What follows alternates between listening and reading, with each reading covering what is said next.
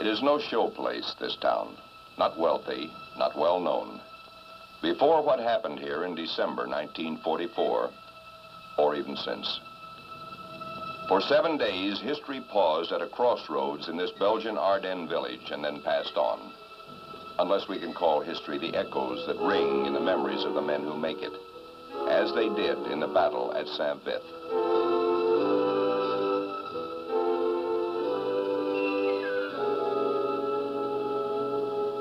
The fact was that everyone and every unit was fighting for its own life. You're going to get it, Sub. Maybe this is it. Colonel, C battery is firing at 150 yards. Cold. When you're cold, you stay cold. There's no way of getting warm. We've got no orders to retire. Und es war nicht möglich, etwa Saint-Vith meinerseits vom deutschen Angriff hier auszusparen.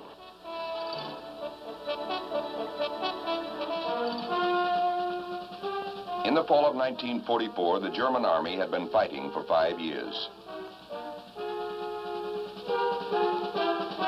Allied confidence was high, its strength overwhelming, and the halt in its sweep across Europe at the German frontier regarded as temporary.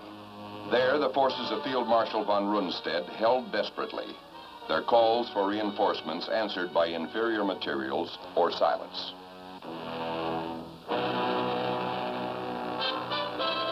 General Siegfried Westphal, von Rundstedt's chief of staff, recalls these days on the Western Front as the most uneasy he had spent, until the day in late October when he learned the reason for the stubborn silence of the Wehrmacht High Command. Hitler received us and informed us that he was planning a large-scale offensive in the West in the near future. We were going to receive 20 infantry divisions and 10 panzer divisions, newly and completely equipped, and the land operations would be supported by at least 3,000 fighters. The target of this operation, which was to be initiated in the area west and south of Cologne, would be the capture of the port of Antwerp. 3 German armies would launch the massive counteroffensive to split the Allied forces and capture their best port of supply, Antwerp. What would end as the greatest pitched battle ever fought by American troops, the Battle of the Bulge, would burst without warning on a quiet sector on the First Army front. In December 1944, it was held in the north by the 2nd and 99th Divisions, by the veteran exhausted 28th and the 4th Divisions to the south, and by the newly arrived 106th, thinly spread at the center. Conditions were fairly miserable. It was intermittently raining and snowing. We were relieving the 2nd Infantry Division. We, as a brand new, young, inexperienced division, were being moved into their position to take up the defense of that particular sector. We were introduced sort of ironically, as I now recall, because most of the battle-tested veterans of the 2nd Infantry Division kept talking to each one of the units of the 106th, talking about what a country club area this was to be. You would hear perhaps some few shots fired each day. I am Thomas J. Riggs, Jr.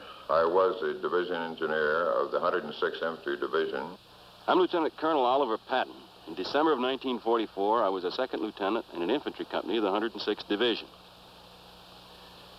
The division landed in France and went into the line and straddled the German-Belgian border about the 9th of December, 1944.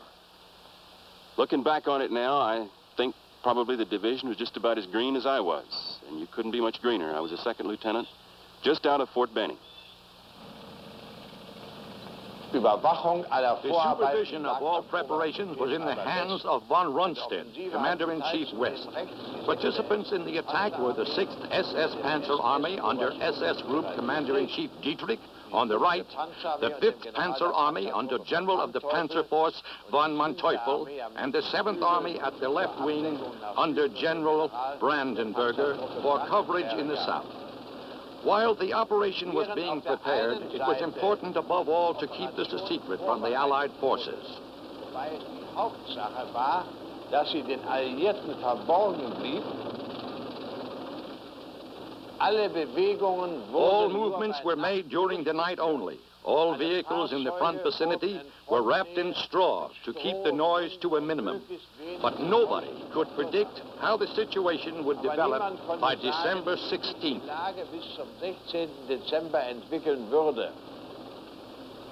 Von Manteuffel, Westphal, von Rudenstedt, Model. From the beginning, Hitler's generals saw no guarantee of success for the counteroffensive. But the Fuhrer was adamant. His plan was irrevocable.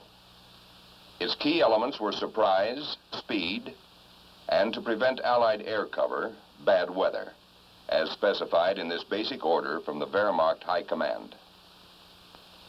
Die Operation findet The operation will take place only under favorable weather conditions. These will be ordered by the Fuhrer.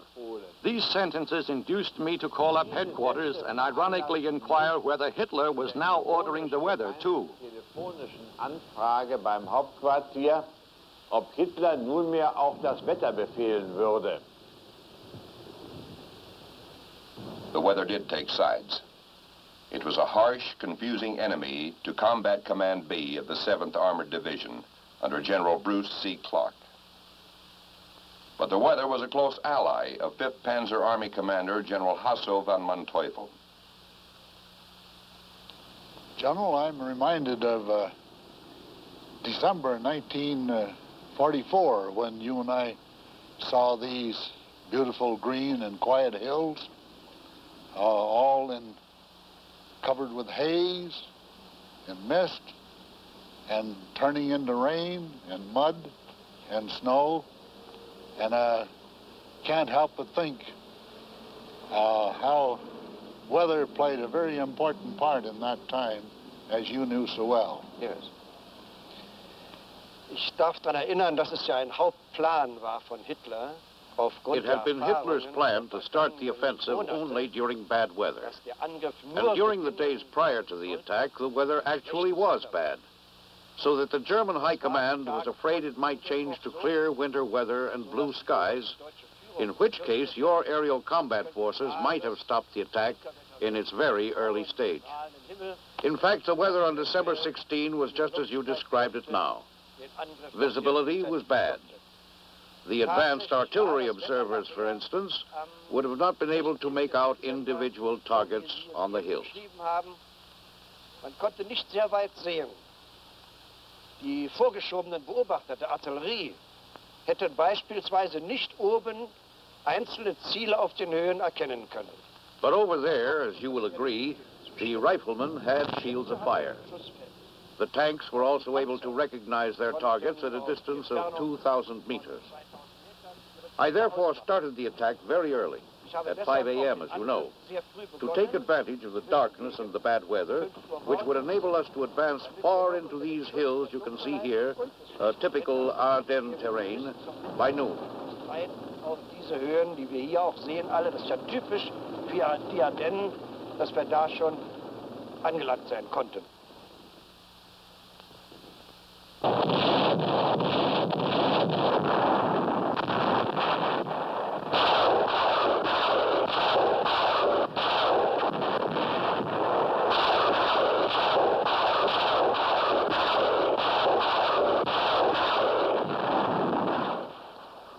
Preparations, evaluations, and obvious shortcomings became sort of academic on the early morning of December 16th. In this supposed very quiet sector, we suddenly found ourselves hit with an immense artillery barrage that included calibers of guns up to railroad carriage type, landing in all sectors, including the Division CP and San-V. Immediately after this barrage lifted, it probably lasted about an hour, I started to get reports from my various companies, each one of which was attached to each of the 3 infantry regiments of the 106th Infantry Division. These reports were excited. They were, however, objective. They showed that we were being hit by a fairly massive force. In the 28th Division's area to the south, the opening guns of the offensive aroused the commanding officer of the 112th Regiment, Colonel Guston Nelson. I immediately jumped out of the bed, ran downstairs, and rang up division headquarters, which was then about 40 miles away at Wiltz. And I got a sleepy major on the phone. I asked him what was going on in the honeymoon sector, and he said he didn't know. And I said, you better find out. I said, there's either a major attack or a raid-in force going on there, and artillery's coming in like the very mischief.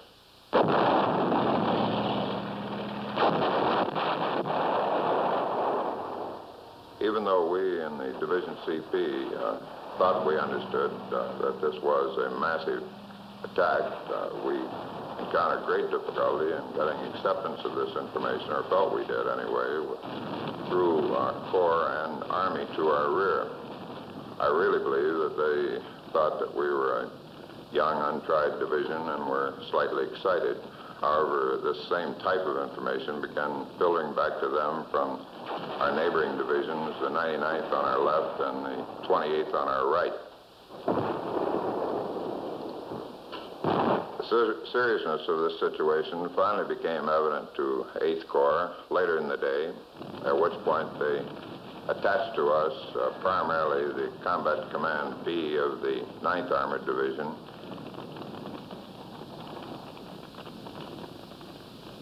Combat Command B of the 9th Armored Division was led by General William Hogue, who was preparing an attack in the north that morning when his new assignment reached him.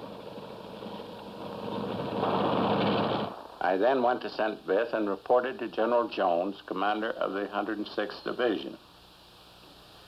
He told me that there was an attack all along his front and that 2 of his regiments were partially surrounded to the east of St. Vith. He did not have a very clear picture as to the nature of the attack, but said it was rather strong. He directed me to move to St. Vith as soon as possible.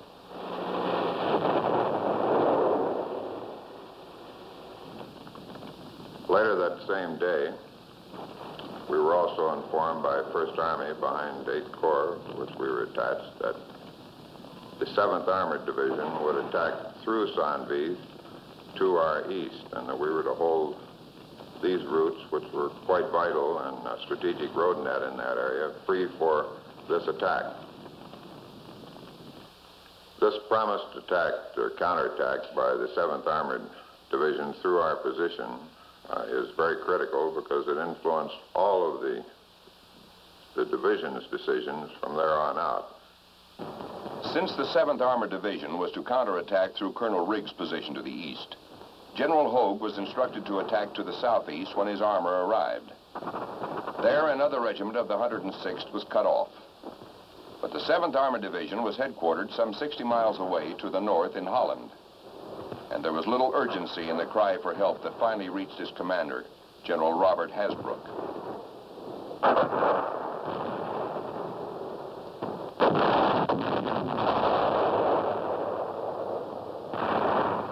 It was a quiet day, but along about 5:30 p.m. I received a very laconic message from 9th Army which read, "Prepare your command for movement to Century."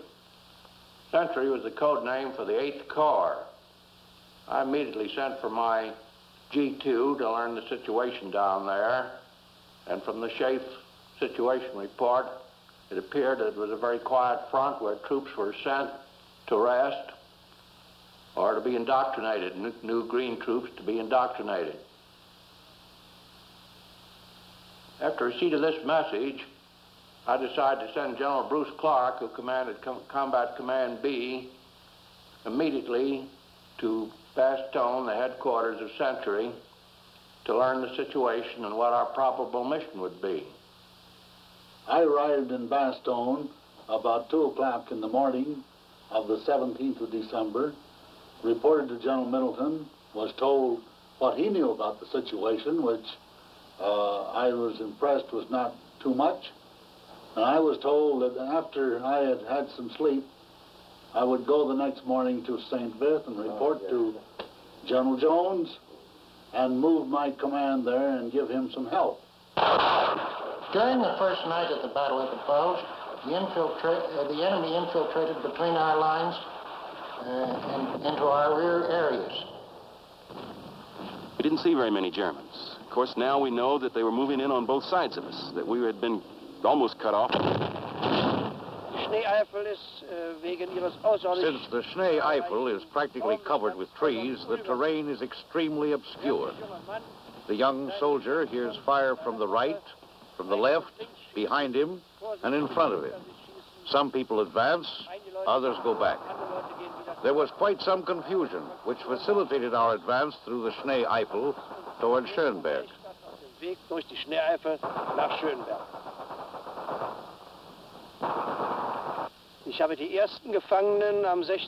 I met the first prisoners at noon on December 18th, on my way from the northern part of the Schnee Eifel via Bleialf to Schönberg. I must say they seemed rather confused. The questioning of young people confirmed that this was a division which apparently had been newly assembled, or at least contained a great number of men with no war experience. Oder zumindest mit einer großen Anzahl von kriegsunerfahrenen Leuten hier in Stellung war.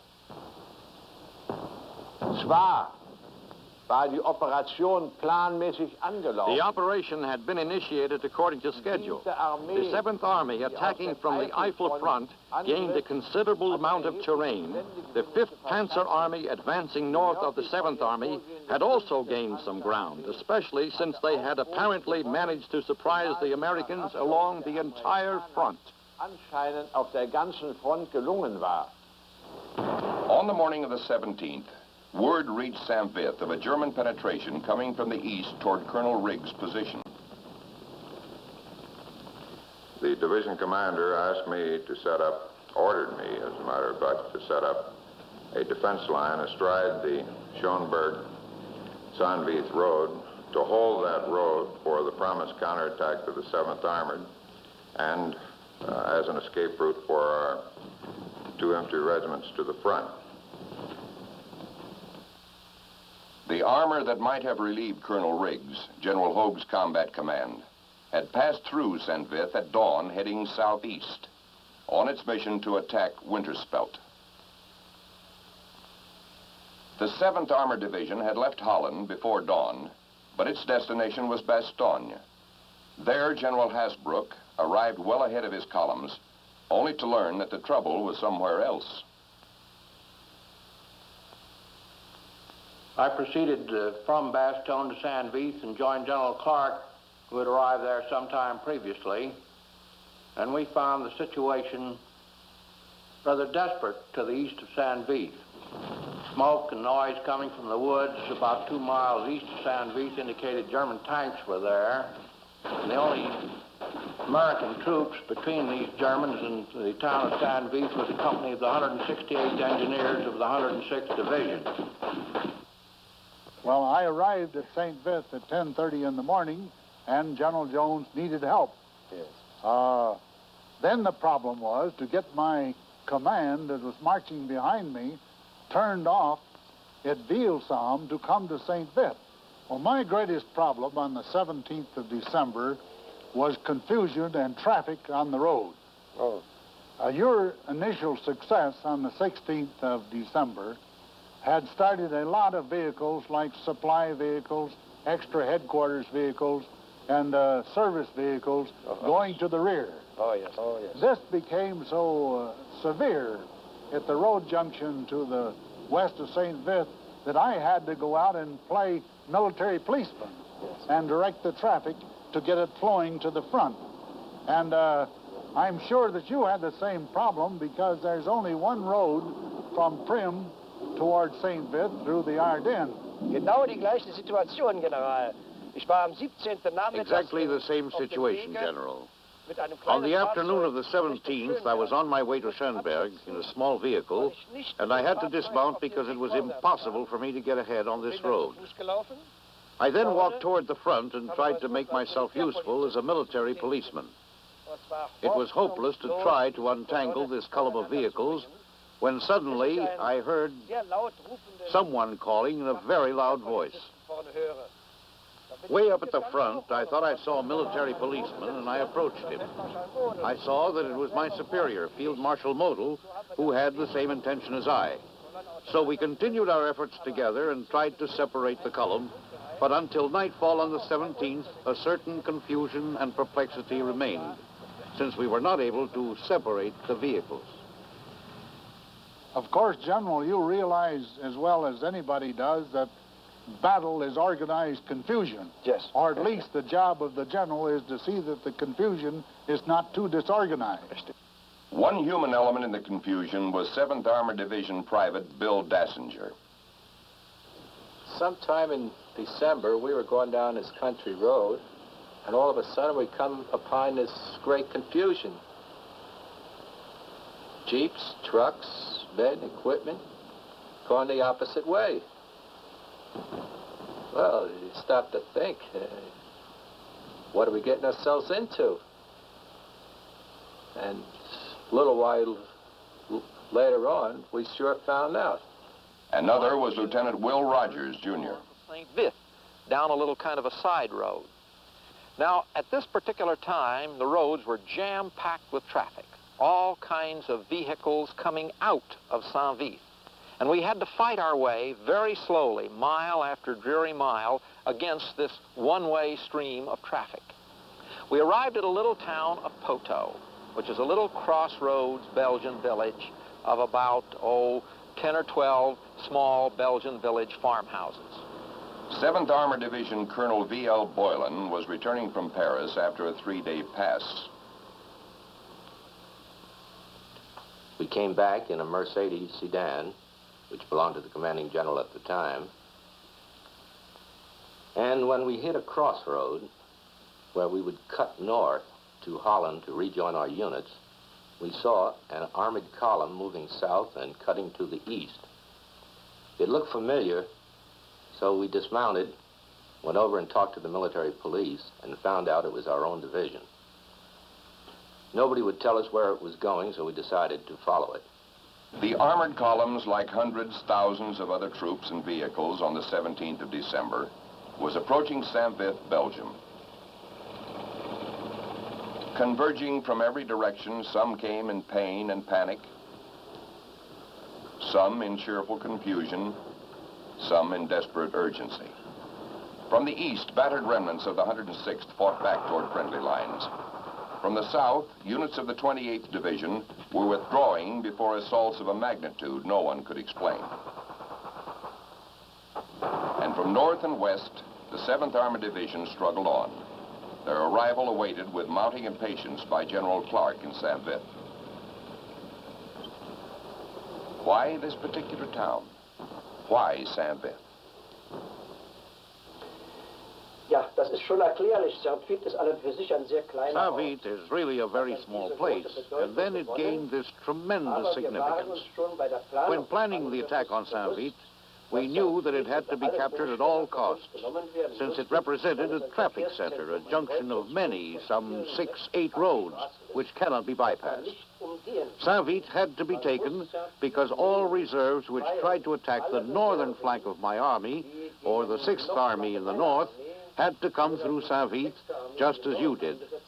We were therefore very conscious of the importance of St. Vith and had planned its capture on the 17th of December. Waren wir uns der Bedeutung von St. Vith sehr bewusst und hatten in meine Rechnung eingestellt, es am 17th December, St. Vith zu nehmen. And I proceeded to leave and to join my unit at St. Vith. Unfortunately, I was unable to join it that night. We were shot off 2 of the roads and returned and left early the next morning. And I saw that we couldn't get on to St. Vith that night. So we went to sleep in a hayloft over what was apparently a dairy. The rest of that night was spent still waiting for the 7th Armored Division and reinforcing our position. General Clark formed a defense east of St. Vith as fast as the troops arrived. They were fed piecemeal into this defensive line. And I fed them into the point of the horseshoe, which was being held by Colonel Riggs and others to the east of St. Vith. This went on practically all during the afternoon and night, and all of my troops didn't close into the St. Vith area until 3 o'clock the next morning. Sunday night, we were fighting desperately to get ourselves in a horseshoe arc position around the town. This area was the nearest to the enemy, the eastern approaches, about 2,000 yards east of the town. American troops under the command of the 7th Armored Division attempting to hold the town away from them. I am Colonel Don Boyer, United States Army, at that time Major 38th Armored Infantry Battalion, 17 December 1944. The first arrivals were the reconnaissance troop of the 7th Armored, which I immediately deployed with their automatic weapons in this skirmish line that we'd established, but placed them on the left side, overlooking the open field of fire, where they could better utilize their automatic weapons. The rest of that day was spent assembling any other support we could find. Included in that support, by the way, were some medium tanks that we were able to secure from the 9th Armored Division. 8 o'clock, Monday morning, 18 December, we were hit with our first attack. The Germans punched a hole in our lines. We counterattacked and restored the lines. 2 tanks knocked out, 1 assault gun destroyed were the enemy losses in this attack. Between 11:30 and 12:30 on that Monday, the Germans again attacked us. At the end of an hour, our lines still held, but we had started the long roll of losses. The Battle of the Bulge had begun. More than 50 German columns were now attacking through the Ardennes. There were penetrations everywhere. South of St. Vith, the 28th Division was split. Chaos ruled to the east, where most of the 106th was surrounded. General von Manteuffel's forces were approaching St. Vith itself from 3 sides. At stake was not simply a town, but the timetable of the Ardennes counteroffensive. And it was already 1 irrecoverable day behind.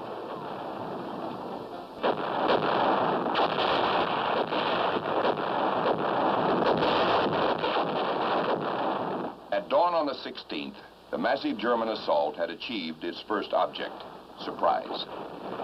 It had overwhelmed the inexperienced American troops in the forests east of St. Vith, where some, like Colonel Oliver Patton, then a Green Lieutenant in the 106th Division, were still trying to fight back to friendly lines on the 18th.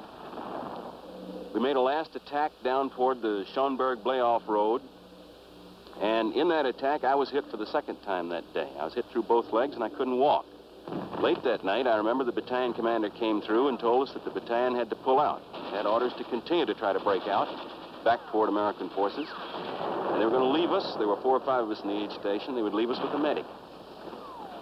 To the south, the German attack had split the 28th Division, cut off the 112th Infantry of Colonel Guston Nelson.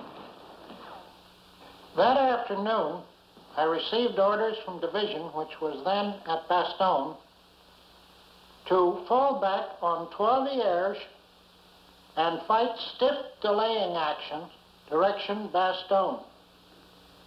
I knew that this was impossible. The German attack in this sector was being made by troops of the 5th Panzer Army. The capture of St. Vith with its roads and railways was vital to their advance. They had been expected to take St. Vith on the day before with little resistance, and on the 18th, their commander, veteran General Hasso von Manteuffel, came up himself to see what was delaying their advance. Ich vermutete, dass es sich doch nur einzelne. I suspected the presence of scattered, though very courageous forces, which had come here from St. Vith or other directions to assist the fighting troops. I was under the impression that up to the 17th and 18th, These small, scattered battle troops were not under centralized command. However, on the evening of the 18th, before nightfall, it became obvious that new enemy forces were approaching. Machte sich bemerkbar, dass neuere Feindkräfte im Anmarsch waren. The general's surmise was correct. But American intelligence of the size of the German attack was still so limited that some units of the 9th and then 7th Armored Divisions hastily strung out to extend the American defenses from the original roadblock to a long horseshoe line, were still unaware that even a little crossroads like Poteau could be vital. There, most troops had already withdrawn when Lieutenant Will Rogers, Jr. woke on the morning of the 18th to word that a German tank was in the street below.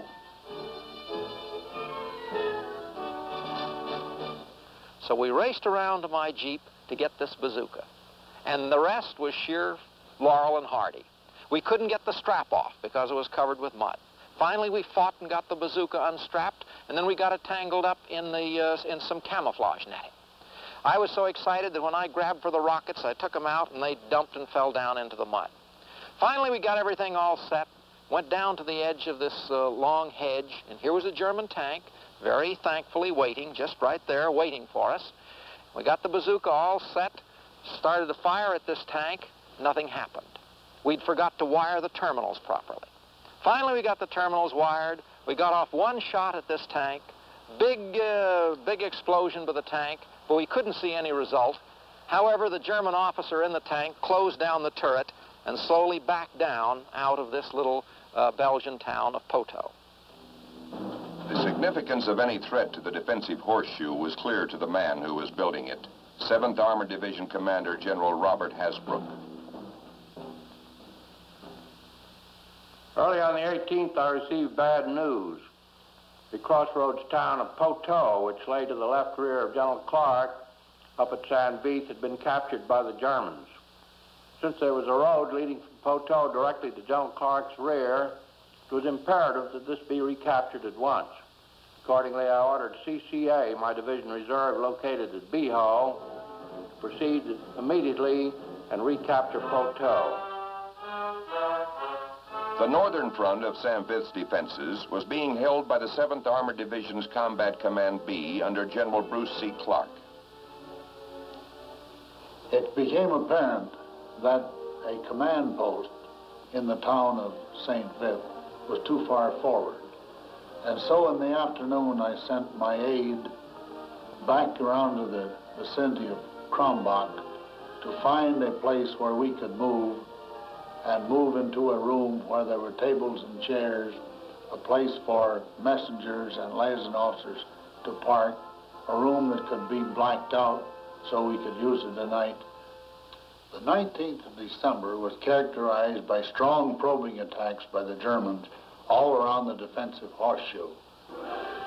On the southern front of the horseshoe, Combat Command B of the 9th Armored Division found itself backed up against a deep railroad cut and embankment which could not be crossed. Its commander, General William Hogue, fought side by side with General Clark throughout the rest of the battle.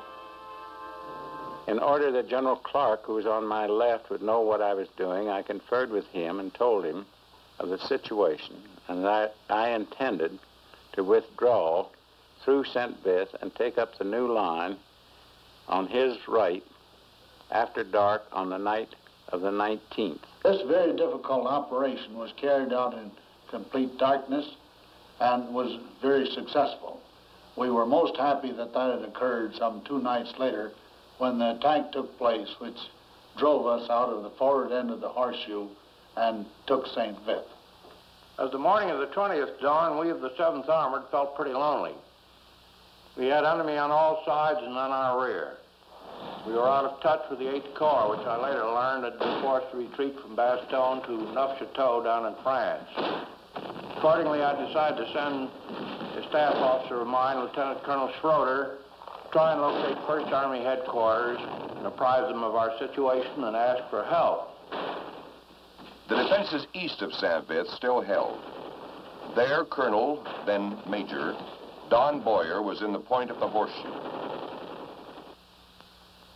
Communications were sparse, but they were sufficient to pass requests for artillery fires and exchange the necessary coordination for the attacks of the various battalions of the division as we received attacks from the Germans and kicked them out with counterattack after counterattack. Colonel V.L. Boylan was in the horseshoe's northern curve. I can't recall too many details at that time of specific attacks because it seems that they went on around the clock. And the battlefield is an extremely lonesome place. It's not milling with people. You don't see much. You hear things, tanks blowing up, artillery, small rounds, and things like that. For a private like Bill Dassinger, the battlefield was everywhere. Minute by minute, things change. I only know what it is to be in just that little hole. Maybe a squad or two around us. That's all we know. We know that little bit of territory that we have. You were constantly getting rumors. I remember one time we heard that the brightest spot on the Western Front was St. Vith. Many men believed the rumors that different units had pulled out and in turn were panicked. I remember reading one of Jim Thurber's book stories, which is entitled The Day the Dam Broke. And it seemed so apropos to this situation that I asked every member of my staff to read that book and take it to heart. Continued attacks went on during the day on both of the Combat Command Bs, and my G2 towards the end of the day told me that we had prisoners of war in our prisoner of war enclosure who were identified from 5 German divisions. This seemed impossible to me, but later events proved it to be correct. The defensive horseshoe was now a good 25 miles long, reinforced by Colonel Nelson's regiment that had lost touch with its division. But the line was being pounded from a horseshoe into a fortified goose egg. Lieutenant Patton knew why. He was riding wounded on the hood of a jeep, driven by a German officer back toward a German aid station. There were 2 things going on that road that even a lieutenant as green as I was could add up and make sense out of. First thing, of course, was the number of troops moving west along that road, infantry on either side of the road, and the other was the number of vehicles coming down. Tanks, trucks, flak wagons, cars. And they were the biggest tanks I'd ever seen in my life. Every time one of those tanks would go by, I'd look at it, and the lieutenant would lean over and look at me and grin. As I occupied my positions here on the east, on the night of the 20th, 21st, snow flurries in the air, all of us with frostbite, some with frozen fingers and frozen legs, to our front, to our right flank, to our left flank, all night long. We heard the noise of trucks and the noise of tanks moving into position. At last, the long-delayed, coordinated German attack on St. Vith fell. But General Hasbrook's search for First Army headquarters and his efforts to convince them that he was facing more than a local German counterattack had been successful. On the morning of the 21st, we were overjoyed to find that the 82nd Airborne had arrived in our general vicinity and had made a tenuous contact with us near the Vilsam Bridge. This was an eventful day in our sector. CCB of the 7th Armored was attacked by a full German corps. By noon, heavy concentrations of artillery started breaking on the woods in which my forces were located. Screaming Mimi barrages started. These sounded like a huge spring being compressed and then suddenly cut loose. It was a horrible din that came through the air down among the trees. I remember one unit commander who I had who several times reported to me that he had to be relieved or had to have reinforcements that he could only hold maybe another hour or sometimes 3 hours or sometimes 8 hours. I remember telling him very definitely that, saying, how the hell do you know how long can you hold? You just hold there as long as you have the ability to fire back. Time meant nothing to me. But between 1200 and 1300 on the 21st until 2300 hours or 11 o'clock that night, I saw my own immediate force, which had been in the neighborhood of 680 men, go to less than 200. The eastern point in the horseshoe defending Saint-Vith was now an island defending only itself. There, Colonel Thomas J. Riggs, the 106th Division engineer, whose roadblock had been the town's first defense, still held the road under his original orders. By that evening, the Germans were building up their intensity and were starting to break through on both of our flanks. By about midnight, we'd lost communication on both flanks with the two units, so we knew we were being completely isolated. Knowing that Saint-Vith now was filled with German troops coming in from the east, the north, and the south, peeled off to the right until we got in the vicinity of the road that led to Prum. And there we broke off into 5- and 8-man groups. I gave them a compass bearing and told them to try to work their way to the west to rejoin General Clark, Combat Command B, where we might continue the fight. For by nightfall, I and the 4 men in my group were prisoners of the Germans. And I realized that in the furious fight in the day before, that I had been wounded, and for me, the world had come to an end at that point.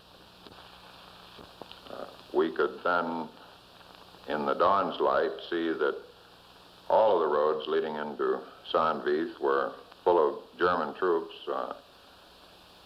concentrating on and going through Saint-Vith. We obviously could not counterattack.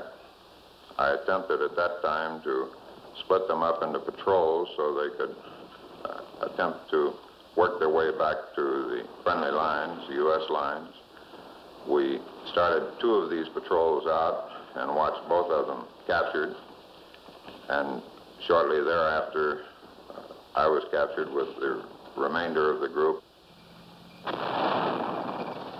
On the afternoon of 21st December, General Clark informed me that the attack on Saint-Vith was becoming so heavy they would be forced out of that position that evening, and said he would retreat to the west.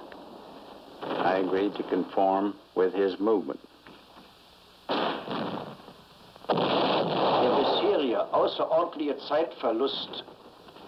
The tremendous delay we had suffered so far in my schedule left its mark on the whole Army, in the Central Corps as well as in the southern sector.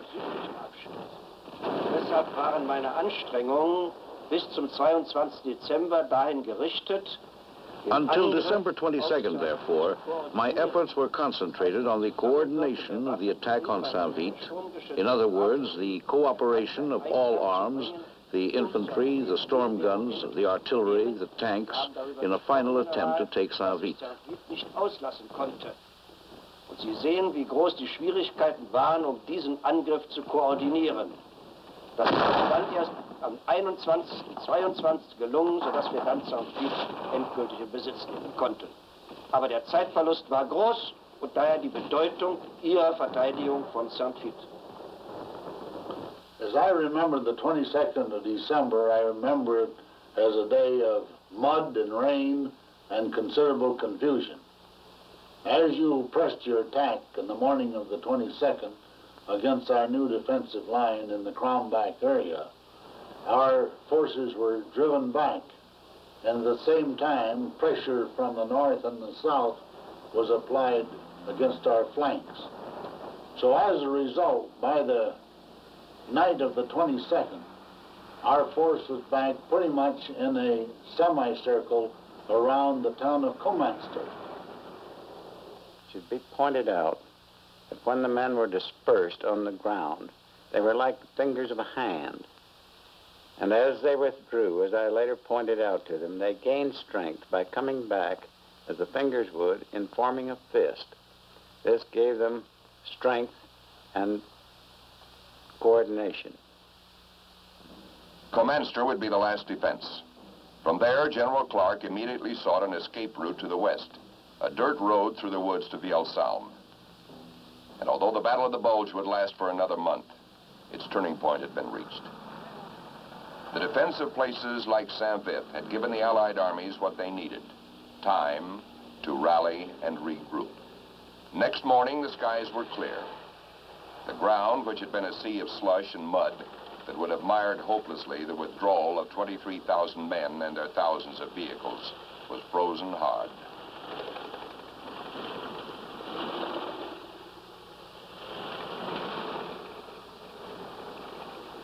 During the early morning hours of the 23rd, both CCB of the 7th Armored and CCB of the 9th Armored were hotly engaged with the enemy. It was difficult for them to disengage, but also during the day, the 82nd Airborne was attacked from the south. I finally sent a message to General Clark and General Hogue, telling them it was imperative that they start their withdrawal. That if they did not start now, they'd be withdrawing into a bunch of Germans instead of into the ranks of the 82nd Airborne Division. There was no time to issue formal orders or orders under code. So I instructed that the radio to all units under my command be opened up and that the orders would be given in the clear. General Hasbrook told me that I would have to withdraw across the Vielsalm Bridge by noon, or else the bridge would have to be blown because of the pressure of the German army coming in from his flanks. And I directed that the withdrawal would start immediately, and the plan would be that they would withdraw down the dirt wood road on a first-come, first-served basis. This required that I personally direct traffic at the crossroads at Comanster. So I started the battle as a military police, and I ended the battle as a military police. But of course, that was necessary. I met Bruce Clark in the town, where he was directing traffic at the time, trying to ease the confusion of the milling vehicles passing through. We went into position around the town. The withdrawal started at 7 a.m. and went on constantly throughout that day. It went very smoothly. The covering forces operated efficiently, and only one unit had trouble. That was Task Force Jones on the southern flank, the last to withdraw. So the American column passed through these little towns of Biho and Bovigny, and as they did, they became part of Task Force Jones, which was the rear guard of the American unit coming out of Saint-Vith. And my little platoon became part of the rear guard of the last unit out of Saint-Vith. As we fell back onto the road to Somme-Chateau, I found it choked with vehicles from a task force of the 7th Armored Division. We attempted to work our way through these vehicles to find out what the trouble was, and we found that there was a burning tank in Somme-Chateau and that the Germans had apparently come around behind us with an anti-tank gun. In the meanwhile, someone had discovered a side road up a sort of a side canyon that went up this high mountain beside this Somme River. And just then, a beautiful thing happened. A full, bright moon came up over the hills. We went up this side road and then across country. And in one place, we had to detail some of the tanks of the 7th Armored Division to pull the wheeled vehicles over a highland swamp. And about 2 o'clock in the morning, we finally wound up behind the 82nd Airborne lines. Mile after mile, and we came out through the snow, this brilliant, beautiful moonlight night, and then we saw another wonderful sight. About every 100 feet or so, we saw a man in a white parka standing there, and that was the 82nd Airborne. And we came out through the 82nd Airborne Division out of the Battle of the Bulge, out of Saint-Vith, and that was Task Force Jones. We were the tail end of the rear guard of the 7th Armored Division. I climbed up the slope in there where I was greeted by General Hasbrouck, drawn, tired, out on his feet, but still the type of a commander standing there with his troops to the very last minute, threw his arms around me and said, "Boylan, thank God you got him out." And toward the end, I figured that I got practically no sleep for the last 72 hours before reporting to General Hasbrouck behind the 82nd Airborne lines. I wished him a Merry Christmas. It was the day before, but I wished him a Merry Christmas. But to us, it was just a big step to get home. I was and still am proud of the men and officers of the 106th Infantry Division with whom I went through such a dreadful bath of blood during this action. I was so proud, as a matter of fact, that I returned to that unit after escaping from prisoner of war camp some 28 days later. Es ist der Krieg der kleinen Leute. It is the war of the small men, the outpost commanders, the section commanders, the company commanders. Those were the decisive people here, who were responsible for success or failure, victory or defeat. We depended upon their courage. They could not afford to get confused and had to act according to their own decisions until the higher command was again in a position to take over.